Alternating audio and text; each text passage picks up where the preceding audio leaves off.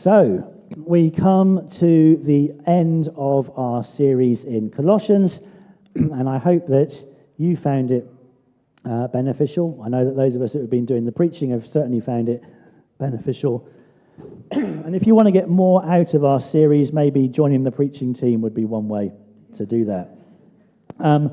We began by reminding ourselves that Colossians was originally a letter. It wasn't written to us. It was written to a group of Christians that lived in a place called Colossae in around about AD 60. And just in case we've forgotten that we are reading someone else's letter, Colossians finishes with this series of personal greetings that make it very obvious that we're reading someone else's letter. Greetings from real people to real people. And for me, this is the sort of passage that I really enjoy getting stuck into. And to do that this week, I've used a variety of tools. And I think for all of us, if we are going to be serious about digging deeper into God's Word, then we need a few tools in our toolbox. A good translation of the Bible is absolutely essential. And if you wanted me to give you a recommendation, I would say the New International Version and the 2011 New International Version, and the ESV, the English Standard Version, are two that I would highly recommend. Another useful tool is a study Bible. So they tend to be a bit thicker than an ordinary Bible because they've got things like timelines, and they've got maps, and they've got dates, and they've got notes which help you to understand more. Maybe we should keep this here. It's useful. Which help you understand more. We did discuss early on, Naomi, whether next week you want to lead with the keyboard on here. But we'll see. So a study Bible can be a really helpful way of just getting a little bit more and understanding a little bit more. And then, obviously, these days, a lot of this stuff is available online. Some of it's available for free. Some of it you obviously have to pay for because people have had to produce this stuff, so it's only right that they get paid for it. And if you want to know more about study Bibles or you want to know more about some good Bible apps, then grab me afterwards. I used, this is one of the tools in my toolbox, Step Bible, which is a really good free online resource. If you don't have English as your first language, you can easily just change the language of this, and it just changes everything, all the notes and everything across gets changed immediately into a whole range of languages. And so what I've done this week, as I've been looking at this passage, is just gone through and clicked on each of the names and seen, well, where else in the New Testament do these names crop up? And then going to read those stories, what can we learn about these individuals? And so click on a name, it will tell you occurs 7 times in the New Testament in these verses, and then you can go away and read their stories. And I would really encourage you, if you've got a spare afternoon in the next week or so, you will find it really beneficial to do that, just to go through these verses and maybe some of Paul's other letters where he does a similar sort of thing, like the end of Ephesians, and other letters where Paul mentions people's names, and just go and see, are they mentioned elsewhere in the New Testament, and just start trying to fit the whole thing together for yourselves. So, context. So Paul was writing from Rome. He was under house arrest in Rome, and he was writing to Christians who were living in the city of Colossae, which is in modern-day Turkey. You'll see from the map that I've also highlighted Ephesus, because Ephesus was a very important city, and we'll see that that crops up a little bit later on. So that's the where all this was going on, but what about the when? So, I like charts, I like computers, I like dates, I like maps. This was a really good passage for me. What was Paul up to between AD 46 and around about AD 66, 67 when he was killed? Well, of particular interest for us today is Paul's third missionary journey, which you can read about in Acts 18 to 21, because in that missionary journey, Paul spent a couple of years in Ephesus, and Ephesus had lots of links with Colossae, and there was a man called Epaphras who was from Colossae, who for some reason was in Ephesus when Paul was there. He encountered Paul, he became a Christian, he went back to Colossae, and he established the church that the book of Colossians was written to. In 57, Paul is arrested, and after a couple of years he ends up in Rome under house arrest. And although he is in chains, although he has a personal Roman guard keeping an eye on him, he also has quite a lot of freedoms. People are free to come and visit him.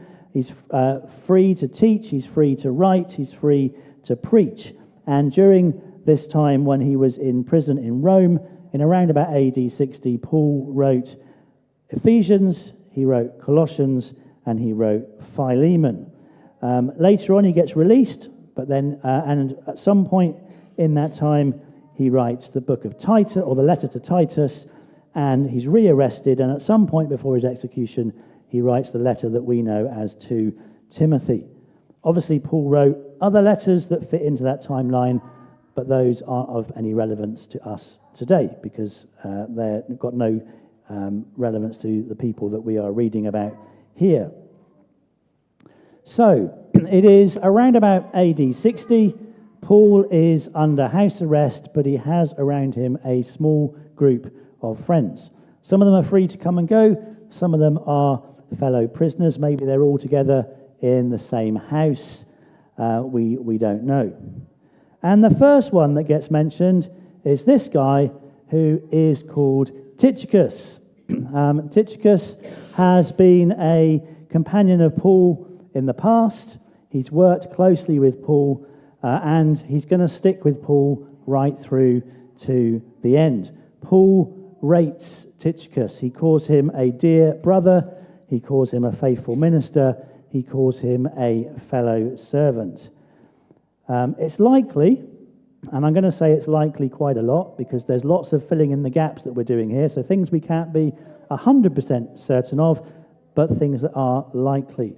It's likely that Tychicus came from the area around Colossae and Ephesus, so that part of the world. And it's likely that Paul has sent Tychicus from Rome back to that region, and that he's given him a number of letters to deliver. We've got three of them. We know them as Ephesians, Colossians, and Philemon. There's at least one other, a letter written to the Laodiceans that we read about that was mentioned in the bit we read earlier. There were probably other letters that we know nothing about at all. And obviously there was no email, there was no WhatsApp, there was no telephones, so Paul's letters had to be delivered by hand from Rome to Ephesus and Colossae. And that's, you can see from the map, it's not a short distance, it wouldn't have been a quick journey, it wouldn't have been an easy journey. And many of Paul's letters were intended not just to be read by the people that received them, but they were then to be passed on around other local churches too. And Paul says here, when you've read this letter, make sure you swap it with the church in Laodicea, which is just next door, and they read your letter, you read their letter. It's quite likely that on his way to Colossae, Tychicus also delivered the letter to Ephesus, which we know as Ephesians. And he also had in his bag a letter for Philemon, and we'll come to that in just a moment. And Paul wants to write this letter to the Christians in Colossae to encourage them with the news of what is going on in Rome. And so even though Paul is in prison, even though some of the other Christians are in prison, the news of the gospel continues to spread. And so Paul wants the Christians in Colossae to be encouraged by this. He wants them to be encouraged by the fact that even though we are in prison, following Jesus is still worth it. We are still sticking with Jesus even though we are facing death. The people are in chains, but the Spirit is free, the Spirit is working, lives are being transformed.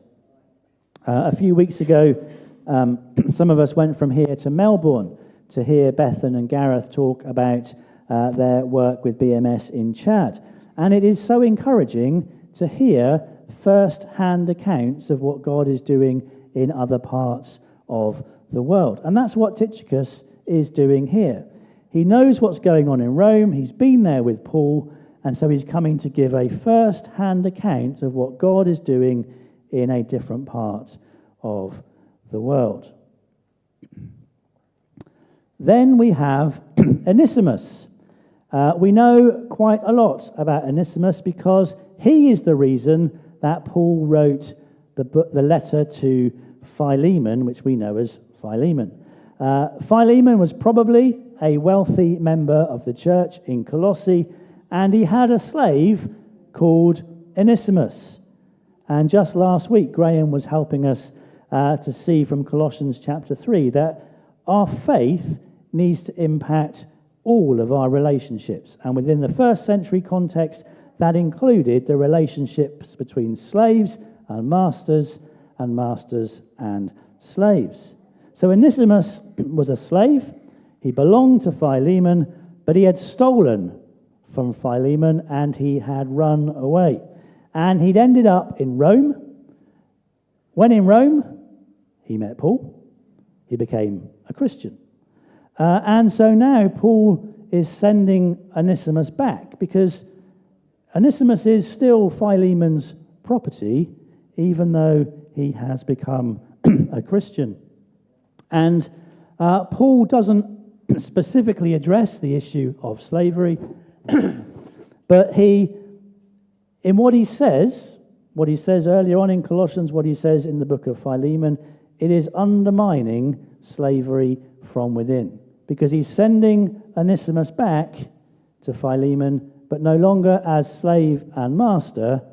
Now they're both Christians. He's reminding them that they are brothers in Jesus, and they are both slaves to God. And so he is undermining from within that whole institution. But Onesimus is probably a little bit nervous about his return because there's no guarantee that Philemon will welcome him with open arms. Philemon could have him punished. Philemon could even have him killed. But Paul is confident in his letter to Philemon that Philemon will do the right thing and welcome him as a brother, that he will forgive him and they will move forward as brothers. Next, we have Aristarchus. Aristarchus has been with Paul way back from when Paul was in Ephesus. He's travelled with Paul. Paul has been arrested, probably. Aristarchus has been arrested at the same time, and now they are in prison together. Then we have Mark. It's likely that they didn't actually look like this, but you get the idea. They were real people. I doubt Mark had a hairstyle that quite looked like that. But anyway, Mark, he's also known as John. He's also known as John Mark. Mark has been around since Acts chapter 12. He was Barnabas' cousin, and he'd accompanied Paul and Barnabas on their first missionary journey.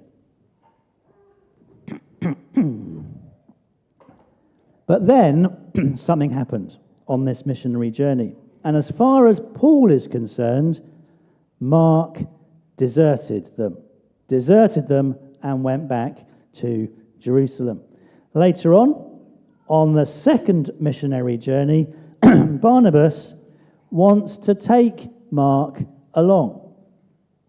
But Paul is having none of it.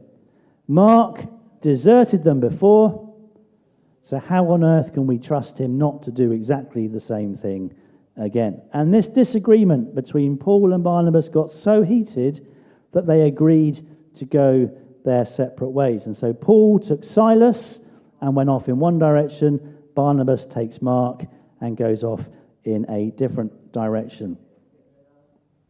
And Paul on his missionary journeys, followed the example of Jesus when Jesus sent the disciples out in pairs. He didn't try and do this on his own.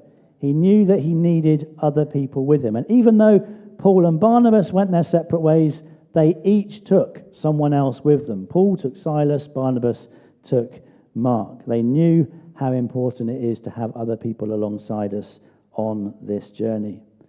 But by the time Paul is writing Colossians, it seems as though the relationship between Paul and Mark has been restored. And certainly by some of Paul's later letters, we see that Paul really is really blessed by Mark. He sees Mark as being useful in his mission. There's this little bit in brackets where Paul says to the Colossians, you've received instructions about Mark, welcome him. Now, we obviously have no idea what those instructions were, but you can imagine the sort of thing that had happened. Maybe Mark had got a bit of a reputation for someone that gave in halfway through the job and left his co-workers as he went off back home. Maybe Mark had a reputation of being someone that Paul didn't trust as a travelling companion.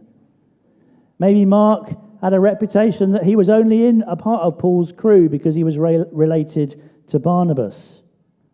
But now we are 10 years down the road from that time in Paul's first missionary journey. And Mark's inclusion in this list of greetings is a reminder to us of two things. One, it's a reminder that we are not defined by our past mistakes. God is gracious, and God gives us second chances. So just because we mess up first time round, that doesn't mean that God isn't going to give us something else to do in the future. But it's also a reminder that we need to be gracious to each other too. You know, Paul wasn't prepared to give Mark a second chance, but Barnabas was. And Mark is in the position he is now in, useful and valued by Paul, because Barnabas gave him a second chance. And so we should be those that not only recognize that God is gracious to us, but we also need to be gracious to each other. All right, where are we up to? Right, let's have Justus. Justus only gets mentioned here. We know nothing else about him, so moving on. Then there is Epaphras. We've already mentioned Epaphras. So Epaphras was the guy that was in Ephesus, that became a Christian, went back to Colossae, and founded the church that Paul is now writing to. But now, by AD 60, he's no longer in Ephesus, he's no longer in Colossae, he's over in Rome, and he is with Paul. And his prayers get a special and a specific mention. It says that he's wrestling in prayer, and that he's praying that they will stand firm, that they will be mature and fully assured. And he's also praying for the churches in Laodicea and Hierapolis, which are probably congregations that he also knew very well. He may even have planted those churches after planting the church in Colossae. And Paul says he is working hard for you. How often do we say, I can't do anything, but I can pray?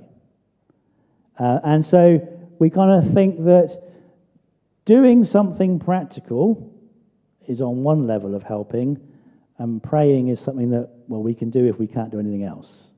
And yet here, Paul describes Epaphras' prayers as hard work.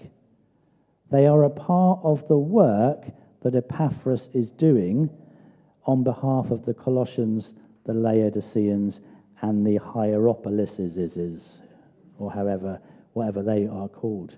One of the things that struck me when we went over to Melbourne to listen to Bethan and Gareth was the way that they spoke about our partnership in the work that they were doing. It wasn't that they thought that they were off doing the work of God and we were praying for them, but it was very much an attitude that together we are in this work. We're here praying, they're over there on the ground, but we are in this work together, and the prayer is a vital part of what God is doing. And I wonder if our prayers for each other could be described as wrestling. You know, what do we pray for? Epaphras isn't praying for their safety. He's not praying for an ease in their physical situation. He's not praying for his own release. He is praying for their spiritual growth, and that's what is of value to him. Right, then we have Luke, who is a doctor. And once again, there are lots of things that we do not know. But it's around about this time that Mark and Luke would have been writing their Gospels. They'd have been gathering eyewitness accounts of people that had actually seen Jesus, people who had been healed by Jesus, people who had heard Jesus. Originally they were all in Israel, but now they've been scattered throughout the empire. And if you've got your Bible open at its contents page, which is probably a lot easier if you have a real Bible as opposed to an electronic one, between them, Mark, Luke, and Paul, when it comes to our New Testaments, they are responsible for Mark, they're responsible for Luke, they're responsible for Acts, Romans, Corinthians, Galatians, Ephesians, Philippians, Colossians, Thessalonians, Timothy, Titus, and Philemon. Those three men wrote all of that material. And here they are, possibly all together in the same room, around about the time that Mark and Luke are finishing their Gospels, talking about it. Mark with his particular emphasis on presenting Jesus in a way that is accessible to the Christians who are in Rome, the very place where he is at that point. Luke probably also wrote his Gospel whilst in Rome. And can you imagine the conversations that the three of them would have had about, as they talked about the task that God had given them to do? Mark to write Mark's Gospel, Luke to write Luke's Gospel. What are you going to include? What are you going to leave out? What are you going to say about this? What are you going to say about that? Say, we don't know, but let your imagination run wild. Then we have Demas. Again, we don't know very much about Demas, but we do know that later on, Demas deserted Paul because of his love for the world. And sometimes, when we work with people, people are going to let us down. I think there's a sense in which that is inevitable, that people will let us down. Now, Mark had later on been restored. We don't know what happened to Demas. But Paul's ultimate trust wasn't in his friends. His ultimate trust was in Jesus.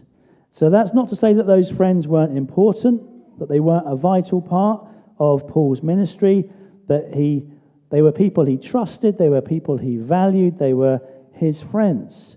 They were a key and essential part of what he was doing. But when they let him down, obviously it was painful. Obviously it was disappointing. Obviously it hurt.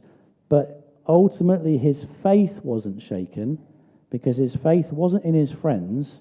His faith was in Jesus. Then we have Nympha. She's not sending greetings because she's not in Rome, but Paul is sending his greetings to her and to the church that meets in her house.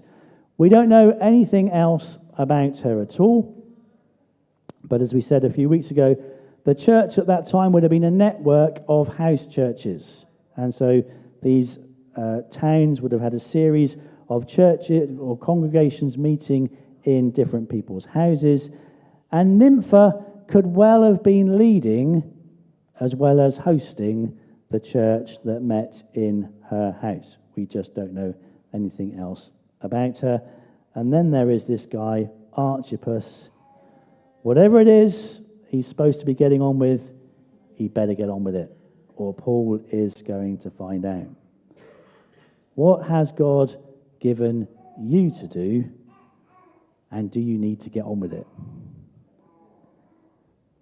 Paul doesn't strike me as the easiest person to get on with. But even Paul had friends. And we live in an age when one of our greatest challenges is loneliness. And dealing with the mental health implications of loneliness and isolation. And within our society, it can be very difficult to make friends.